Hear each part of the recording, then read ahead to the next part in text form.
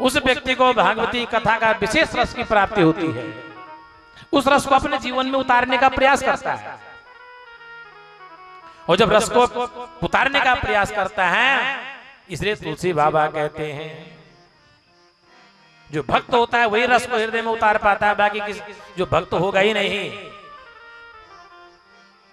उस रस को अपने हृदय में नहीं उतार पाएगा। भाई किसी व्यक्ति ने आम खाया ही नहीं और आप उस व्यक्ति को पूछ दो माया आम कैसा होता है तो रस बताएगा। भाई किसी व्यक्ति ने अमरूद नहीं खाया और उस व्यक्ति को आप ये पूछ रहे महाराज अमरूद कैसा होता है, मीठा की खट्टा की कसीला, कैसे बताएगा? क्योंकि उसने खाया ही नहीं है। लेकिन जिस व्यक्ति ने खाया हो ना, जिस व्यक्ति ने फल खाया उसके बारे में, उसको फल के बारे में पूछा जाए तो वो व्यक्ति फल का रस बता सकता है। जिसको रस का पता नहीं क्या बताएगा? इसलिए बोला जिस व्यक्ति ने भगवान की कथा जीवन में सुनी ही नहीं, जिस व्यक्ति ने भगवान की कथा को अपना आधार जीवन में बनाया ही नहीं, बोला जिस व्यक्ति ने परमात्मा की दिव्य कथा का रसपान किया ही नहीं है, उस व्यक्ति के कान उसी प्रकार हैं। बोलो उस व्यक्ति के कान किस प्रकार हैं कि भ्रा श्रवण रंध्र आही भवन समाना। कैसे उसके कान हैं? श्रवण रंध्र आई भवन समाना उसके कान हैं। किसके जैसे उसके कान हैं? उसके जो कान हैं उसके कान में किसने अपना भवन बना दिया? बोला अपना घर किसने बना रखा उसके कान में? बोला सांप ने उसके कान में अपना घर बना लिया। किसने बना लिया? अही मतलब होता है सर्प। सर्प उसके कान में बैठ चुका है, उसने अपना भवन ही अपना घर ही उस व्यक्ति का कान को बना के बैठा हुआ है ना? अब जिस व्यक्ति के कानों में सर्प बैठा हो, भाई जिस व्यक्ति के घर में सांप घुस गया हो, वो मालिक उस घर में रह सकता है? भाई किसी घर में अचानक सांप घुसा है और उसको पता चल गया हो कि महाराज मेरे घर के अंदर सांप घुसा है, क्या रात में उस कमरे में सो जाएगा? सोएगा? सांप घर के अंदर घुसा और मालिक बाहर हो गया। करोड़ों के भिंडी को बनाने वाला मालिक भी एक सांप के भय के कारण से घर से बाहर निकल गया। क्यों? अही भवन बन चुका है। इसलिए हमारे जो कान हैं वो अही भवन बन चुके हैं। इसलिए इसको अही भवन जीवन में मत बनने दो।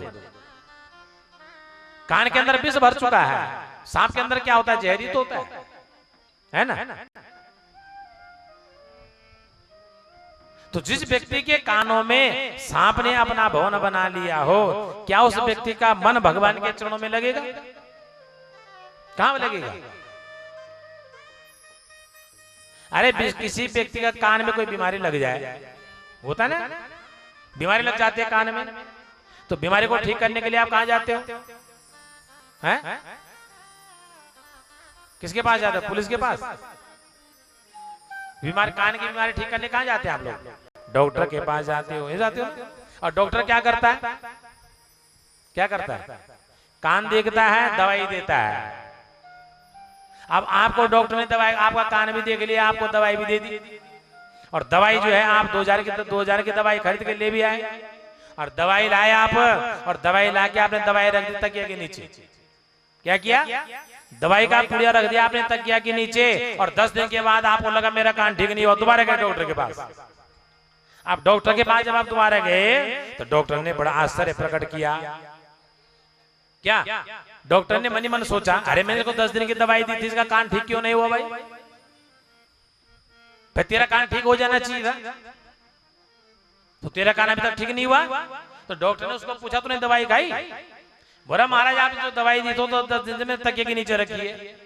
अरे महाराज तकिए के नीचे 10 दिन से दवाई रखी तो तेरा कान कैसे ठीक हो जाएगा?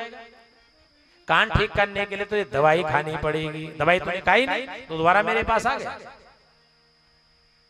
इसलिए जब कान में कोई रोग लग जाए, बीमारी लग जाए, तो डॉक्टर उसमें औषधि डालता है, दवाई डालता है ना?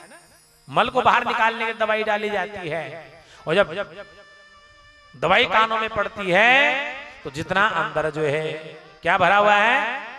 अंदर जितना कान के अंदर जितना मल भरा हुआ है, सारी बीमारियां औषधि डालने से कान स्वस्थ और सुंदर हो जाता है। ये तो होता है, जब कान स्वस्थ सुंदर हो गया फिर आपको अच्छा सुनाई देता है ना।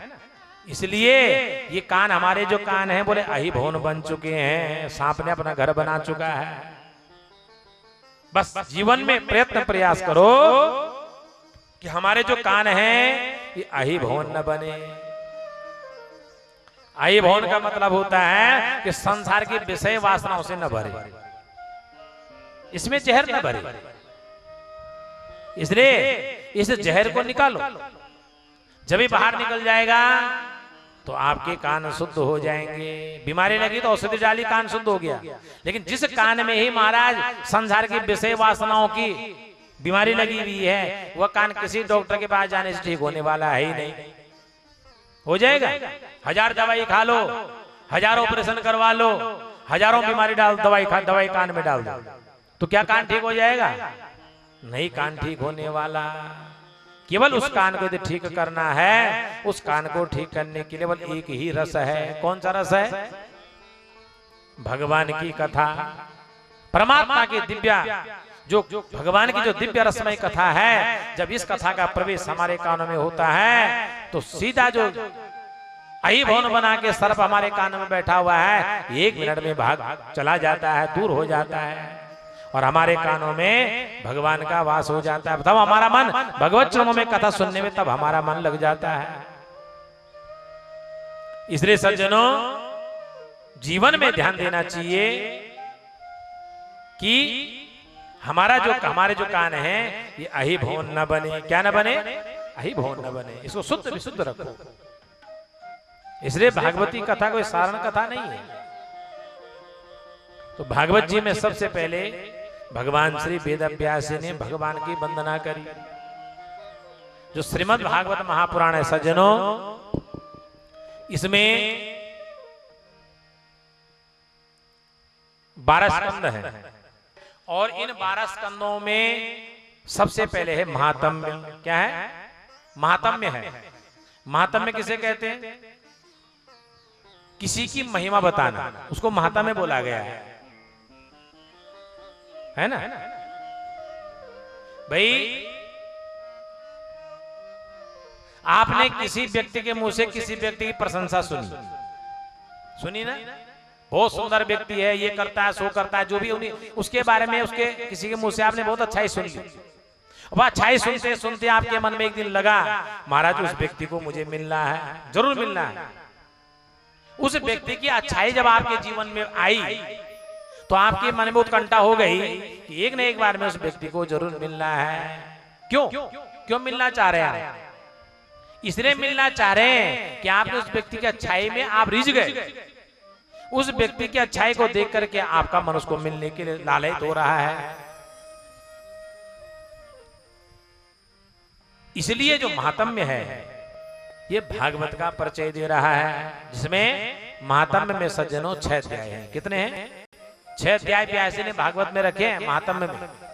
और ये 6 अध्याय भागवत के अपने नहीं है, ये कर्ज लिए गए हैं। भागवत ने कर्ज लिए, मानो किससे कर्ज लिए हैं? बोला पद्म पुराण ने भागवत की महिमा गाई है। भागवत की महिमा भागवत ने स्वयं नहीं गाई है। अरे भागवत की महिमा भागवत स्वयं गाता तो कोई प्राणी भागवत की चरण शरण में बैठता? तुम अपनी बड़ाई अपने मुंह से अपने आप करना शुरू कर दो तो दूसरा व्यक्ति क्या सोचेगा? अरे तो अपनी बड़ाई स्वयं कर रहा है।